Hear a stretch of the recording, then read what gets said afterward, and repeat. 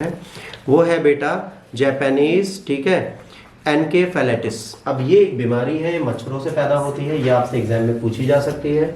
जानवरों से मच्छरों द्वारा हमारे अंदर पहुंचने वाली एक बीमारी है और ये बड़ी खतरनाक चीज़ है। सुअरों से पहुंचने वाली बीमारी और पक्षियों से पहुंचने वाली बीमारी अगर हम तक पहुंच रही है तो इसके सिम्टम्स खतरनाक माने जाएंगे।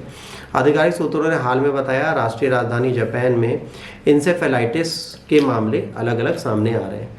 अब ये क्या होता है, जापानीज इन्फ्लुएंजा बी वायरस है और गंभीर वायरल का जूनोटिक रोग है। ये पशुओं से आया है। जूनोटिक रोग मतलब क्या होता है, जो पशुओं से है, जो एनिमल से शिफ्ट हो, जूनोटिक डिजीज उसी को बोलते हैं। अब ये क्या है, मच्छरों द्वारा फैलाया जा रहा है और ये मच्छरों से आएगा मानव में, पर ह्यूमन से ह्यूमन में नहीं फैलेगा। समझिए, ये एनिमल से ह्यूमन में तो आ रहा है पर ह्यूमन टू ह्यूमन नहीं फैलता। तो ये जब कोई मच्छर किसी भैंसे को काट के आ रहा है और आप सामने आ गए तो आपको भी काट लेगा, तो उसका खून आपके अंदर रह जाएगा।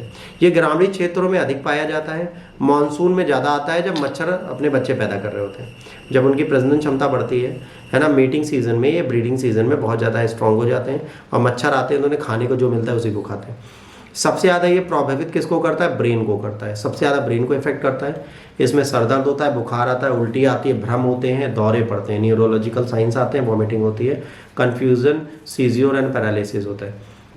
यद्यपि कई संक्रमित व्यक्तियों को हल्के लक्षण हैं, while many affected individuals may show mild or no symptoms, severe cases can lead to permanent brain damage or death। कुछ ऐसे स्थायी मामले होते हैं जिसमें मृत्यु भी हो सकती है और ब्रेन डैमेज भी हो सकता है, तो ये खतरनाक है। इसकी ट्रीटमेंट क्या है, टीकाकरण सबसे इम्पॉर्टेंट है। इसके निदान के लिए कोई एंटीवायरल उपचार तो है नहीं। केंद्र सरकार के निर्देशों के अनुसार 2013 की वैक्सीन की 2 खुराकें हैं, जिसको देखा जाए तो उससे ये लोग सही हो सकते हैं और कुछ नहीं। वायरस आप सबको पता है, एक आरएनए डीएनए 2 तरीके के वायरस की हमने बात की थी। कोशिकाओं को संक्रमित कर सकता है, अपनी प्रतियां बना सकता है, अपने आप को बार बार इम्यून कर सकता है और जब ये किसी इंसान के अंदर घुसता है तो कभी कभार तो उसका इलाज ही नहीं होता है। जैसे एड्स का हमारे पास कोई इलाज नहीं है, कोविड का है, मीजल और स्मॉल पॉक्स बार बार होते हैं। तो virus is a very dangerous